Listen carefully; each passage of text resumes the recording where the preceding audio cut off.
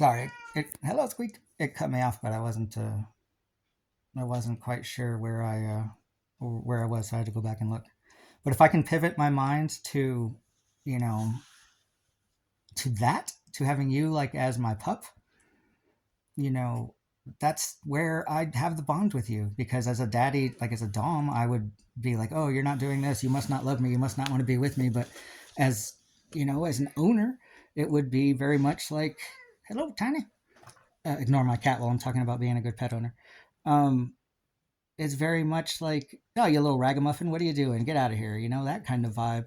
And also, it's very much, it's not like a fake thing. It's not like, oh, how are you doing? Are you okay? Go get your food. No, it's still me, my goofy ass, weird, funny self, but I see you different. I see you as my little pet that can do no wrong. How much do I really expect of Squeaky? Jesus Christ, she lays in front of a window all day. You know, I really believe in our ability to make this happen. I mean, it's my mind change, so I do. I believe in my ability to just accept you exactly as you are right now. And with that comes how hard you love me, which is what I am just really, really missing. And to love the crap out of you in return, which I do, as my little dunderheaded pup. Somebody that I'm not expecting. What am I expecting out of my 8-year old? What am I expecting out of my puppy? Nothing. I'm just expecting to give her tummy rubs and love on her. It's a game changer. It's a total mindset changer. Um, I just hope you can trust enough, because I know it's hard, because when I was talking this way as Danny, who was mad, and the Dom, and caffeine and stress, showing you my ugliest self because you were the person I was closest to, which isn't fair. When I was doing all of that,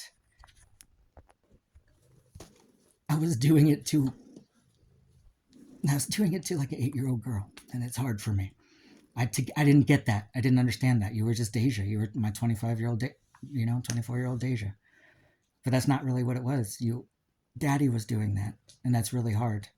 And granted, I don't do that very much, but recently I have been like throwing out a little shade here, a little shade there, because I'm having such a difficult time with not being supported by my person in the foxhole. But that's not who you ever were to me. You were my little, you know, and maybe one day you will be that, and that would be great. And if you grow into that, I'll love that version of you too. But I just want you back as my pup. I just want you back as the chunk tackler, and I can handle the rest.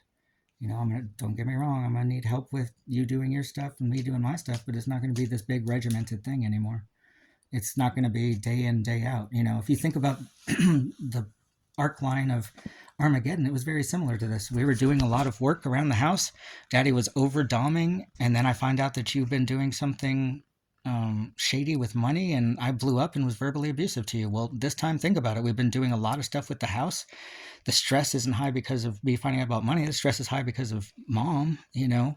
And then I didn't blow up, but I definitely, for 5 minutes there, was not my best self. And also other times too, like yesterday or 2 days ago, whatever it was, when we were moving the thing, and you're like, I don't have to be here. And your snottiness was such an irritant to me. I like looked you in the face and said, no, you do not. Well, guess around. I fucked around and found out. I faffoed because you did. You're like, okay, bye. And I'm like, what? No.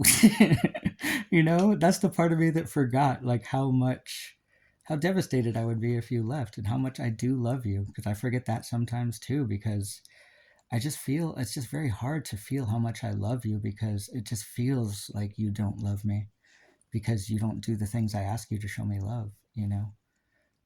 But that's where that changes with the pet. That's where that mentality changes. And I don't know. I just really want a happy ending for us. And I'm talking about me and us and you here, because I really do believe daddy can make you happier than anybody. Um, but also for the babies.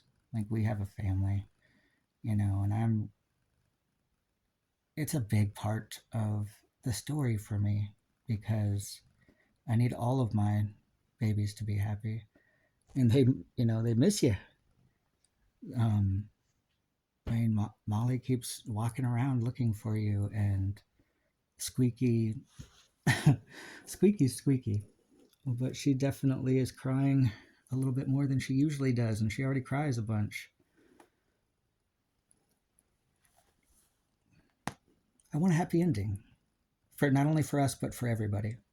And I believe I can do it, you know? And like, I don't know if you remember with alcohol, I was like, I believe I can do it. And you're like, I don't believe you can do it. And I was like, well, I believe I do. And I did, that's not an issue anymore.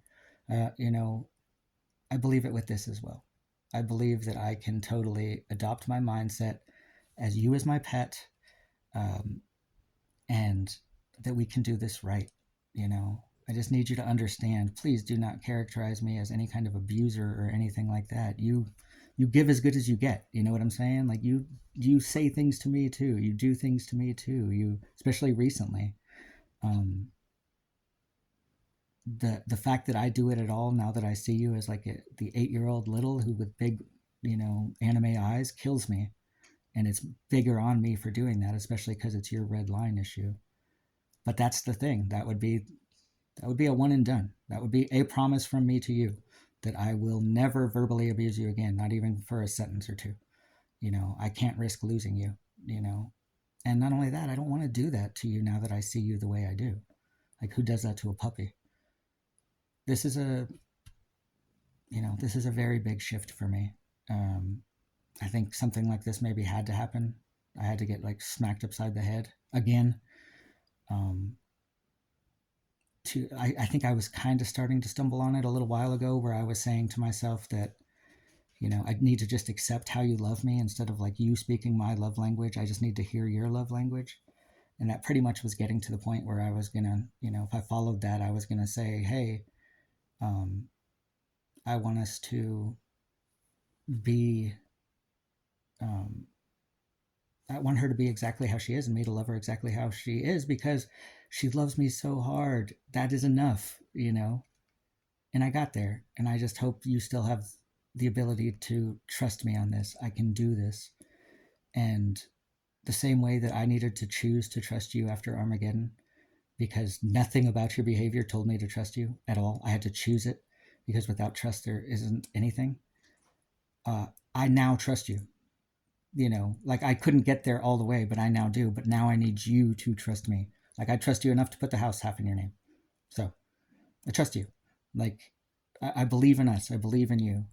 Um, but I need you to choose to trust me. And I know it's hard, and I know it's scary.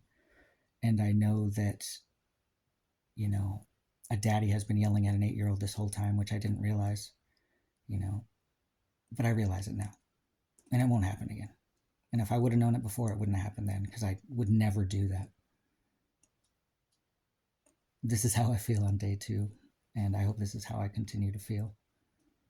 I I really love you, and I really want a happy ending for all of us. I mean, I try not to play this up so much because I don't want to guilt you into getting back with me, but it is such a big